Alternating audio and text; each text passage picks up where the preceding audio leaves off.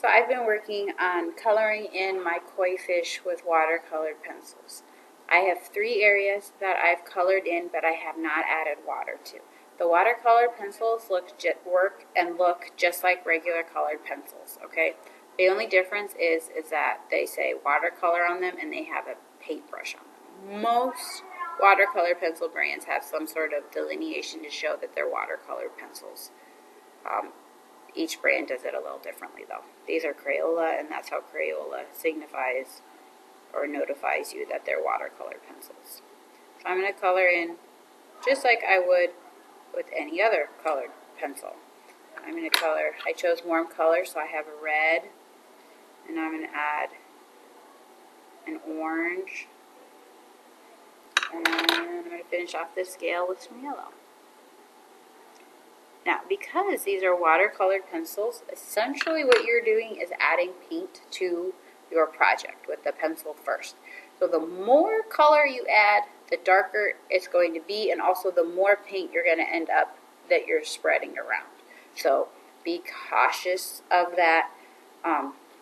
So I've got a small brush and a small amount of water. And what I'm going to do for this particular one is I'm going to start in my red, and I'm just going to move in little strokes up towards and into my orange.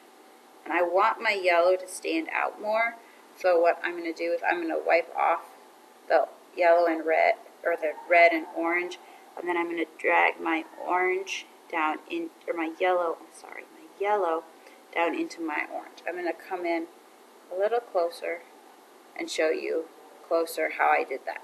So a little water. I have a paper towel over here that I'm blotting some of the extra water on. So I'm starting in my red and my orange, and I'm just going back and forth. I hope you can see how the colors are just mixing together nicely into that yellow, or into the red and orange. I don't know why I keep saying yellow. And then I'm going to clean off. There isn't a lot of red and yet orange. And now I'm going to go into my yellow, and I'm going to drag that down into the orange so it stays more yellow. So again, very light feathery strokes, not a lot of water. Okay, yes, my paper is curling a little bit because I am adding water to it, and that's what happens, but it's not curling too bad on me. Okay, I'm going to clean my brush, wipe off the lot of excess water, and now I'm going to bring down my yellow into my orange, yellow into my orange. Alright, now you can color your entire koi fish with the watercolor pencils and then go over the watercolor pencils, or you can work in sections. It depends on how you want to do it. It does not make a difference to me as long as you're being careful.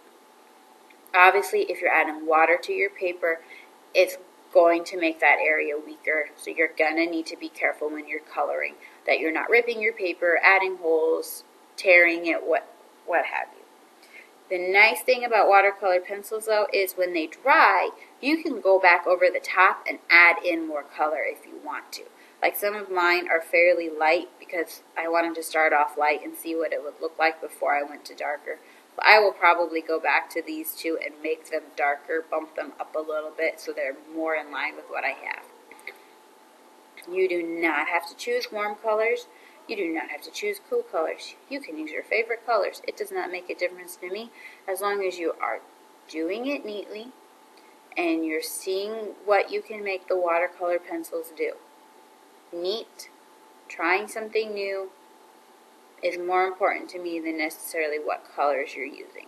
But you need to do it neatly so that way you have a nice looking fish. Because a lot of you took a lot of time drawing your fish so it looks nice. So I would hope that you would take your time and color your fish so it looks nice as well.